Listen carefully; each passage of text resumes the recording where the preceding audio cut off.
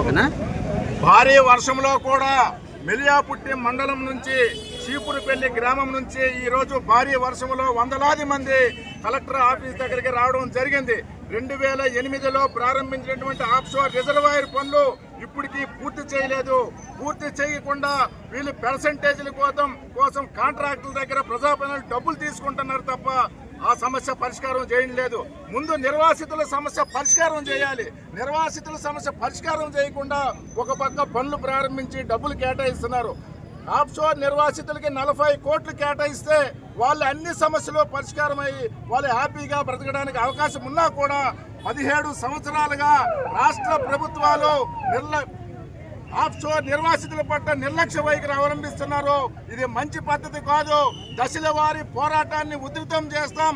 Offshore reservoir నిర్వాసితుల సమస్యల పరిష్కారం అయ్యేంత వరకు ఈ పోరాటాన్ని కొనసాగిస్తాం.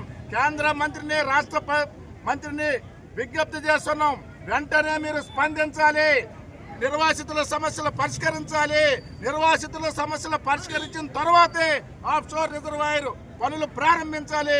లేకపోతే మీకు గత ప్రభుత్వానికి పట్టినటువంటి గద్దె మీకు పడుతుంది. ఈ సందర్భంగా హెచ్చరిస్తున్నాం. వెంటనే ఆఫ్షోర్ నిర్వాసితులకు 40 కోట్లు కేటాయించి వారి సమస్యలు పరిష్కరించాలని చెప్పేసి డిమాండ్ చేస్తున్నాం. నా పేరు చాపరి వెంకటరమణ, సిపిఐ పార్టీ జిల్లా కార్యదర్శి.